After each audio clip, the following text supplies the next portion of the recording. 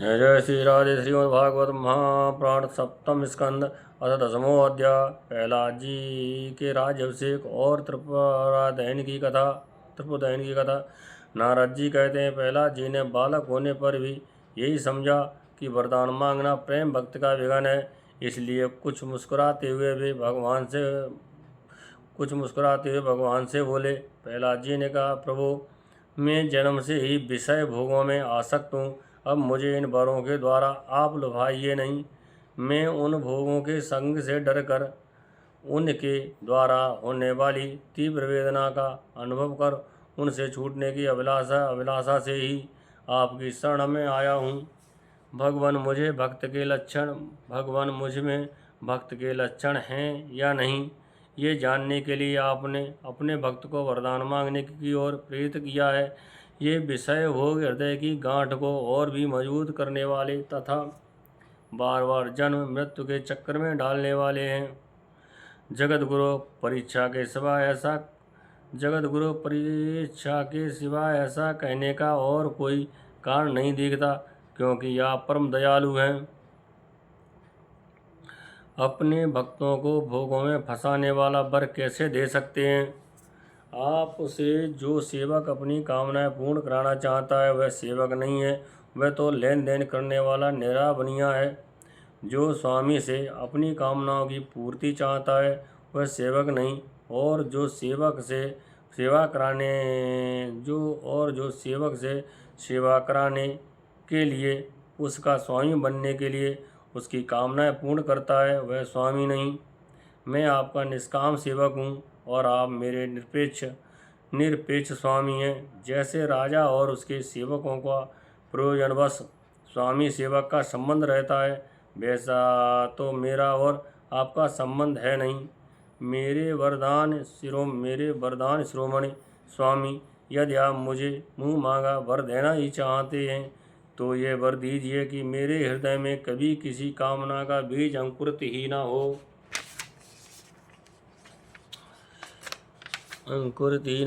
हृदय में किसी भी कामना के उदय होते ही इंद्रिय, मन, प्राण, देह, धैर्य, बुद्धि, लज्जा, श्री, तेज, स्मृत और सत्य, ये सब के सब नष्ट हो जाते हैं। कमल नयन जिस समय मनुष्य अपने मन में रहने वाली कामनाओं का परित्याग कर देता है, उसी समय वह भगवत स्वरूप को प्राप्त कर लेता है। भगवान, आपको नमस्कार है। आप सबके हृदय में विराजमान उदार शिरोमणि स्वयं परम परमात्मा हैं। अद्भुत नृसिंह रूपधारी श्री हरि के चरणों में बार बार प्रणाम करता हूँ। श्री नृसिंह भगवान ने कहा, प्रहलाद, तुम्हारे जैसे मेरे एकांत प्रेमी इस लोक अथवा परलोक की किसी भी वस्तु के लिए कभी कोई कामना नहीं करते, फिर भी अधिक नहीं, केवल एक मनमंत्र तक मेरी प्रसन्नता के लिए तुम इस लोक में दैत्याधिपतियों के समस्त भोग स्वीकार कर लो। समस्त प्राणियों के हृदय में यज्ञों के भोक्ता ईश्वर के रूप में ही विराजमान हूँ। तुम अपने हृदय में मुझे देखते रहना और मेरी लीला कथाएं जो तुम्हें अत्यंत प्रिय हैं सुनते रहना। समस्त कर्मों के द्वारा मेरी ही आराधना करना और इस प्रकार अपने प्रारब्ध कर्म का क्षय कर देना। भोगों के द्वारा पुण्य कर्मों के फल और निष्काम पुण्य कर्मों के द्वारा पाप का नाश करते हुए समय पर सारे शरीर का त्याग करके समस्त बंधनों से मुक्त होकर तुम मेरे पास आ जाओगे। देवलोक में भी लोग तुम्हारी विशुद्ध कीर्ति का गान करेंगे। तुम्हारे द्वारा की हुई मेरी इस स्तुति को जो मनुष्य कीर्तन करेगा और साथ ही मेरा और तुम्हारा स्मरण भी करेगा, वह समय पर कर्मों के बंधन से मुक्त हो जाएगा। प्रहलाद जी ने कहा, महेश्वर, आप वर देने वालों के स्वामी हैं। आपसे मैं एक वर और मांगता हूँ। मेरे पिता ने आपकी ईश्वरीय तेज को सर्वशक्तिमान चराचर गुरु स्वयं आपको न जानकर आपकी बड़ी निंदा की है। इस विष्णु ने मेरे भाई को मार डाला है। ऐसी मिथ्या दृष्टि रखने के कारण पिताजी क्रोध के वेग को सहन करने में असमर्थ हो गए थे। इसी से उन्होंने आपका भक्त होने का कारण मुझसे भी द्रोह किया। दीनबंधु, यद्यपि आपकी दृष्टि पड़ते ही वे पवित्र हो चुके हैं, फिर भी मैं आपसे प्रार्थना करता हूँ कि उस जल्दी नाश न होने वाले दुस्तर दोष से मेरे पिता शुद्ध हो जाएं। श्री नरसिंह भगवान ने कहा, निष्पाप प्रहलाद, तुम्हारे पिता स्वयं पवित्र होकर तर गए, इसकी तो बात ही क्या है। यदि इनकी 21 पीढ़ियों के पितर होते तो उन सब के साथ भी वे तर जाते, क्योंकि तुम्हारे जैसा कुल को पवित्र करने वाला पुत्र उनको प्राप्त हुआ। मेरे शांत समदर्शी और सुख से सदाचार पालन करने वाली प्रेमी भक्तजन जहाँ जहाँ निवास करते हैं, वे स्थान चाहे कीकट ही क्यों न हो, पवित्र हो जाते हैं। दैत्यराज, मेरे भक्ति भाव से जिनकी कामनाएं नष्ट हो गई हैं, वे सर्वत्र आत्मभाव हो जाने के कारण छोटे बड़े किसी भी प्राणी को किसी भी प्रकार से कष्ट नहीं पहुंचाते। संसार में जो लोग तुम्हारे अनुयायी होंगे, वे भी मेरे भक्त हो जाएंगे। बेटा, तुम मेरे सभी भक्तों के आदर्श हो। यद्यपि मेरे अंगों का स्पर्श होने से तुम्हारे पिता पूर्ण रूप से पवित्र हो गए हैं, तथापि तुम उनकी अंत्येष्टि क्रिया करो। तुम्हारे जैसी संतान के कारण उन्हें उत्तम लोकों की प्राप्ति होगी।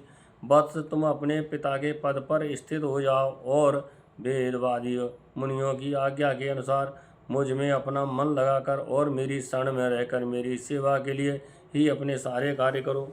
नारद जी कहते हैं, युधिष्ठिर, भगवान की आज्ञा के अनुसार प्रहलाद जी ने अपने पिता की अंत्येष्टि क्रिया की। इसके बाद श्रेष्ठ ब्राह्मणों ने उनका राज्याभिषेक किया। इसी समय देवता ऋषि आदि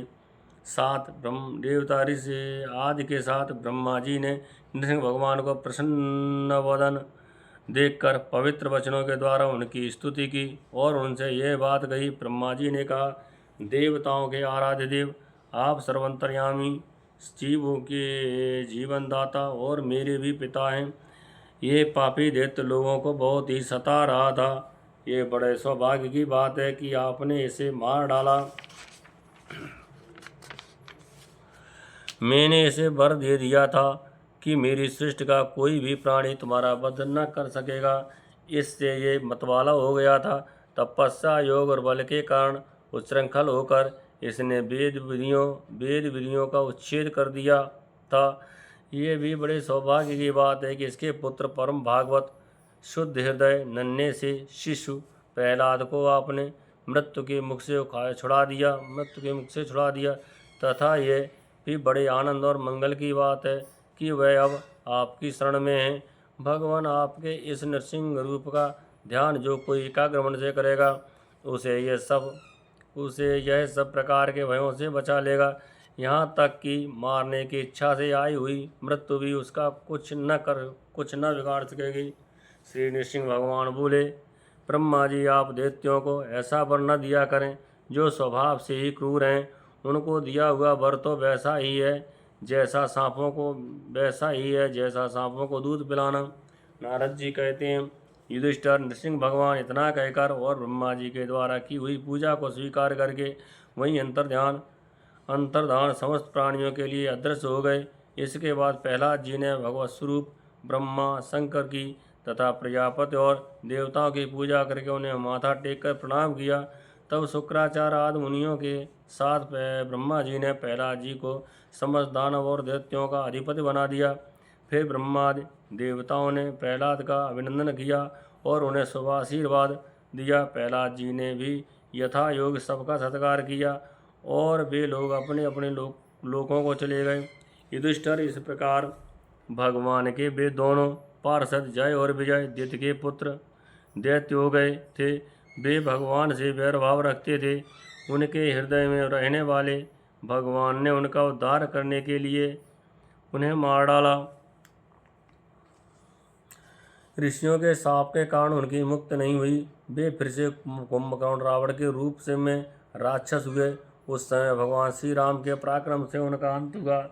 युद्ध में भगवान राम के बाणों से उनका कलेजा फट गया। वहीं पड़े पूर्वजन्म की भांति भगवान का स्मरण करते करते उन्होंने अपने शरीर छोड़े। वे भी अब इस युग में शिशुपाल और दंतवक्त्र के रूप में पैदा हुए थे। भगवान के प्रति वैरभाव होने के कारण तुम्हारे सामने ही वे उनमें समा गए। युधिष्ठिर, श्री कृष्ण से शत्रुता रखने वाले भी राजा अंत समय में श्री कृष्ण के चरण स्मरण से तद्रुप होकर अपने पूर्वकृत पापों से सदा के लिए मुक्त हो गए। जैसे भृंगी के द्वारा पकड़ा हुआ कीड़ा भय से भी उसका स्वरूप प्राप्त कर लेता है, जिस प्रकार भगवान के प्यारे भक्त अपनी भेदभाव रहित अनन्य भक्त के द्वारा भगवत स्वरूप का प्राप्त कर लेते हैं, वैसे ही शिशुपाल आदि नरपति भी भगवान के वैरभाव जनित अनन्य चिंतन से भगवान के सारूप्य को प्राप्त हो गए। युधिष्ठिर, तुमने मुझसे पूछा था कि भगवान से द्वेष करने वाले शिशुपाल आदि को उनके सारूप्य की प्राप्ति कैसे हुई, उसका उत्तर मैंने तुम्हें दे दिया। ब्राह्मण देव परमात्मा श्री कृष्ण का ये परम पवित्र अवतार चरित्र, ये इसमें हिरणाक्ष और हिरण्यकशिपु इन दोनों दैत्यों का वध वर्णन है। इस प्रसंग में भगवान के परम भक्त प्रहलाद का चरित्र, भक्ति, ज्ञान, वैराग्य एवं संसार की सृष्टि, स्थिति और प्रलय के स्वामी श्री हरि के यथार्थ स्वरूप तथा उनके दिव्य गुण एवं लीलाओं का वर्णन है। इस आख्यान में देवता और दैत्यों के पदों में काल क्रम से जो महान परिवर्तन होता है उसका भी निरूपण किया गया है, जिसके द्वारा भगवान की प्राप्त होती है। उस भागवत धर्म का भी वर्णन है।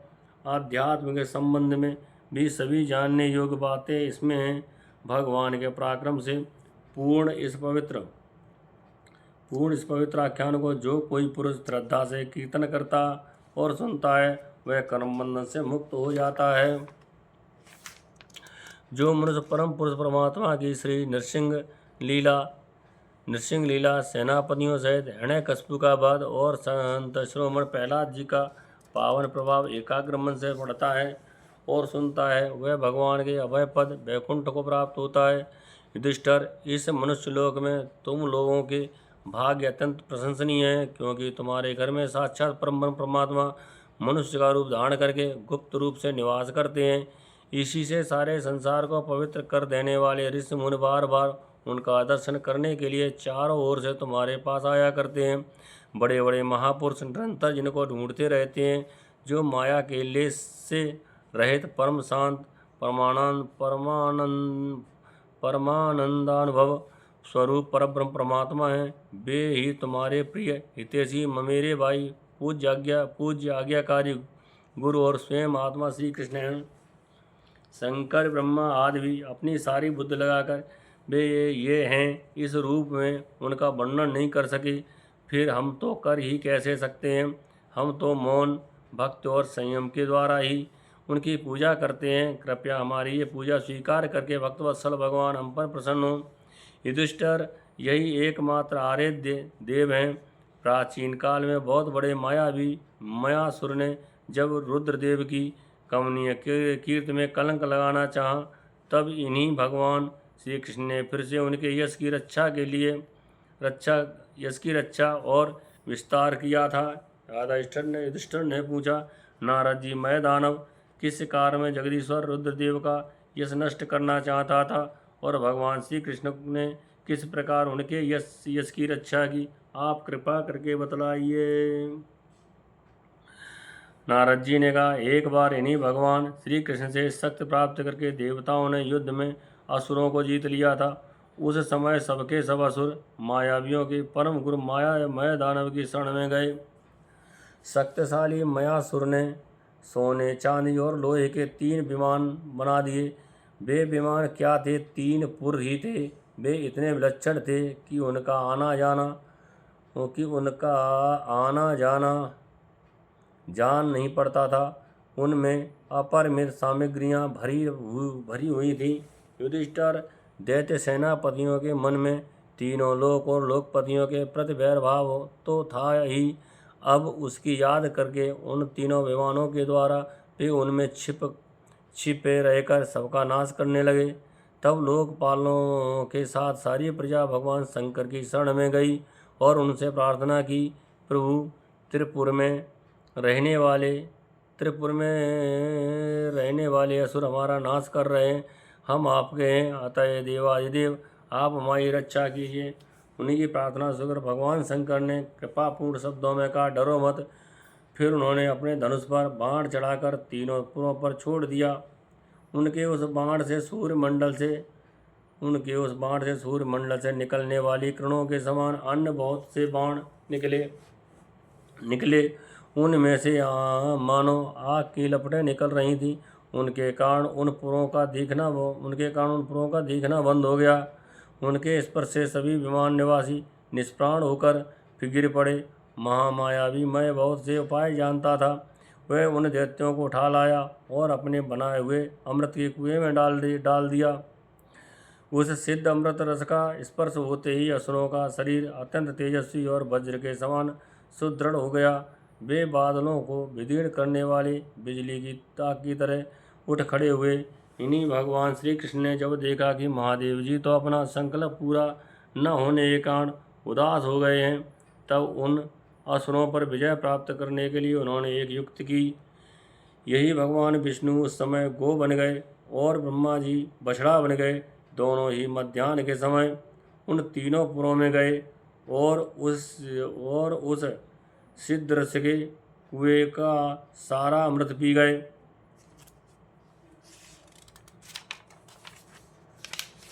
यद्यपि उसके रक्षक दैत्य इन दोनों को देख रहे थे, फिर भी भगवान की माया से वे इतने मोहित हो गए कि इन्हें रोक न सके। जब उपाय जानने वालों में श्रेष्ठ मायासुर को यह मालूम हुई, तब भगवान की इस लीला का स्मरण करके उसे कोई शोक न हुआ। शोक करने वाले अमृत रक्षकों से उसने कहा, भाई देवता, असुर, मनुष्य अथवा और कोई भी प्राणी अपने पराये अथवा दोनों के लिए जो प्रारब्ध का विधान है उसे मिटा नहीं सकता। जो होना था हो गया, शोक करके क्या करना है। इसके बाद भगवान श्री कृष्ण ने अपनी शक्तियों के द्वारा भगवान शंकर के युद्ध की सामग्री तैयार की। उन्होंने धर्म से रथ, ज्ञान से सारथी, वैराग्य से ध्वजा, ऐश्वर्य से घोड़े, तपस्या से धनुष, विद्या से कवच, क्रिया से बाण और अपनी अनन्यान्य शक्तियों से अनन्यान्य वस्तुओं का निर्माण किया। इन सामग्रियों से सज धज कर भगवान शंकर रथ पर सवार हुए एवं धनुष बाण धारण किया। भगवान शंकर ने अभिजित मुहूर्त में धनुष पर बाण चढ़ाया और उन तीनों दुर्भेद विमानों को भस्म कर दिया। युधिष्ठिर उसी समय स्वर्ग में धुंधुमियाँ बजने लगी। सैकड़ों विमानों की भीड़ लग गई। देवता, ऋषि, पितर और सिद्धेश्वर आनंद से जय जयकार करते हुए पुष्पों की वर्षा करने लगे। अप्सराएं नाचने और गाने लगीं। युधिष्ठिर इस प्रकार उन तीनों पुरों को जलाकर भगवान शंकर ने पुरार की पदवी प्राप्त की और ब्रह्मादिकों की स्तुति सुनते हुए अपने धाम को चले गए। आत्मस्वरूप जगतगुरु भगवान श्री कृष्ण इस प्रकार अपनी माया से जो मनुष्यों की सी लीलाएं करते हैं, ऋषि लोग उन्हें अनेकों लोक पावन लीलाओं का गान किया और ऋषि लोग उन्हीं अनेकों लोक पावन लीलाओं का गान किया करते हैं। बताओ अब मैं तुम्हें और क्या सुनाऊं। एत श्रीमद्भागवत महापुराणे परमहंसायां संहितायां सप्तम स्कंदे युधिष्ठिर नारद संवादे त्रिपुर विजय नाम 10वां अध्याय समाप्त। जय जय श्री राधे।